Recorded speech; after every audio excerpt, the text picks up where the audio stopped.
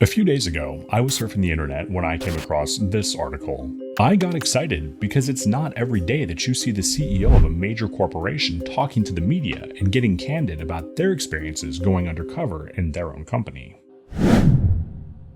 What's going on, everybody? I'm Zach Drives Fast for the RideShare Guy, and in this video, we're going to analyze Dara's experience as an Uber Eats driver and see how closely it replicates the actual driver experience. We're also going to talk about some of the issues he faced and how we could avoid them. Alright, this reminds me of Undercover Boss. You know the show.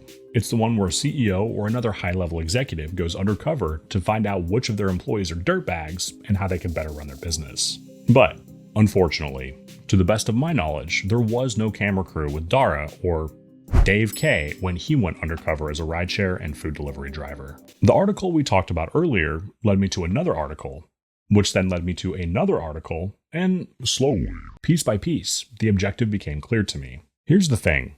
Dara utilized both an e-bike and a used Tesla to do deliveries and rideshare in San Francisco.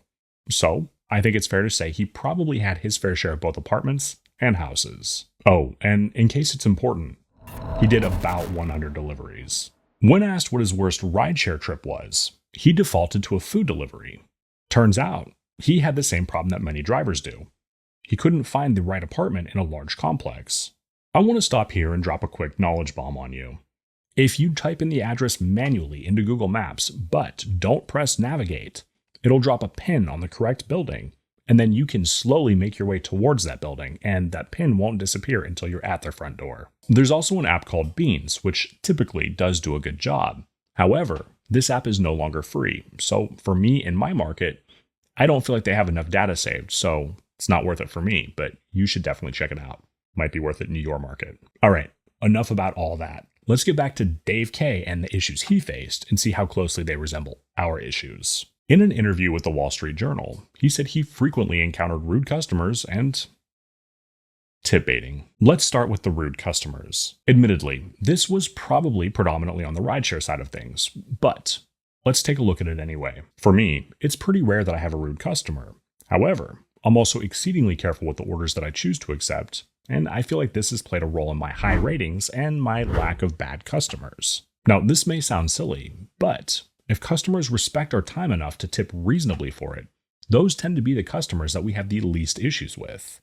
Let me know in the comments if you agree with me. Alright, let's move from reasonable customers to unreasonable actions. According to his interview with the Wall Street Journal, Dara experienced tip baiting several times. Alright, right off the bat, we're talking about somebody who makes unholy amounts of money every year, so losing out on a $10 tip isn't going to affect his bottom line. Sure, this may have been slightly annoying to him, but clearly not annoying enough to do something about it. This may have just been a drop in the bucket for somebody like Dara, but for somebody like me who's a single parent in an expensive city trying to make ends meet, that's a big deal. This is where we find ourselves coming to the first big discrepancy between his experience and our experience. I want to be clear. There are the occasional drivers out there who drive because they otherwise would be bored. I have a few subscribers on my channel that are retired military in cheaper states and probably don't need to be doing so. But that's not the majority of us, is it? If you had to take a stab in the dark, who do you think has actually talked to more drivers? Me or Dara?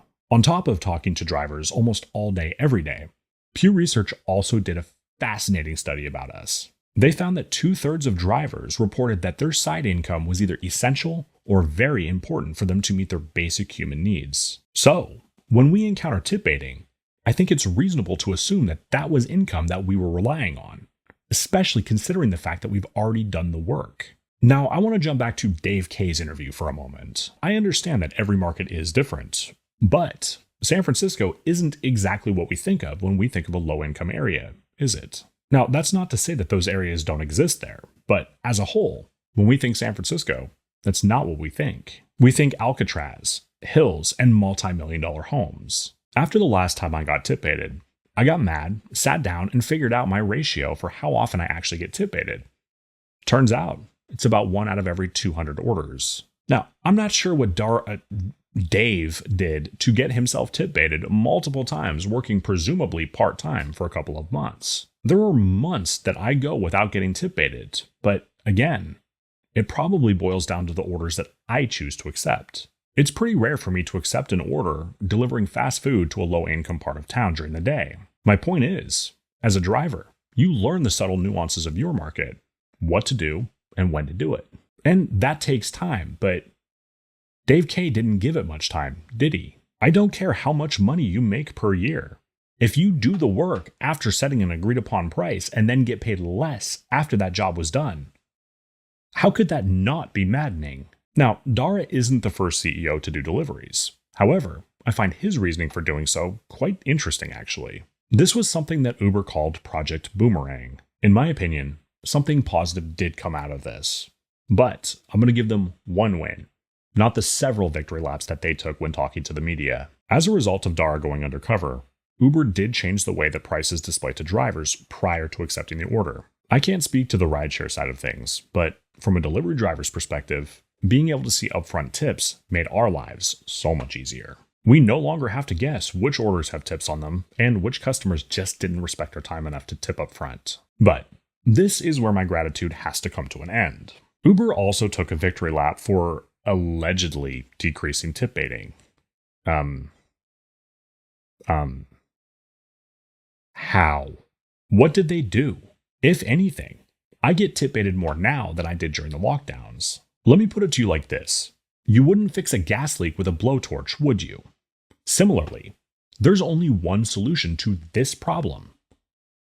Cut it off at the source. Just don't allow customers to tip bait to begin with. Admittedly, I don't know what they did that they felt was worth bragging about. If you know, please do leave it in the comments. But any solution that doesn't completely stop it from happening is no solution at all. Here's a radical idea. Don't let customers exploit your drivers. Having said all of that, make sure you stick around to the end. I'm going to post a link to a video that'll teach you how to get your money back should you get tip baited. Here's the real deal. Project Boomerang was started because Uber was seeing a labor shortage. Being is that this happened during the lockdowns. On the rideshare side of things, sure, that was probably true. But there was also a demand shortage. Remember, lockdowns. The same thing can't be said about the delivery side of things. Companies like Doordash and Uber Eats saw millions of new drivers as a result of them being out of their W-2 jobs. Let me know in the comments if you think that Project Boomerang was a program designed with us in mind, or if they used it to continue to oversaturate every market that they're in. To me, it seemed like they acknowledged several problems, but really only seemed to fix one, and even then, upfront pricing information is something that I feel we have a right to anyway. To wrap up this video, ultimately, I feel like your experience in the gig economy is what you make it. But do I think that Dave K's experience closely resembles ours? No, I don't. For him, it doesn't matter if he had to wait an hour and a half in between offers, had customers that were jerks, and got tip baited. His stakes were substantially different than ours. Sure, I commend Dara for being out there. Personally, I wouldn't ask somebody to go do any kind of work that I wouldn't do myself, so props to him for actually doing it. My one suggestion would be next time, have Dara ride with an actual driver. That way, he can get the actual driver experience along with some market knowledge. If you haven't done so yet, please do consider pressing the like button and subscribing to the RideShare Guy. You can catch my videos here every Tuesday. If this video resonated with you, check out this video where I tell you how to get your hard-earned money back when you get tip baited. I'm Zach Drives Fast for the RideShare Guy. Take care.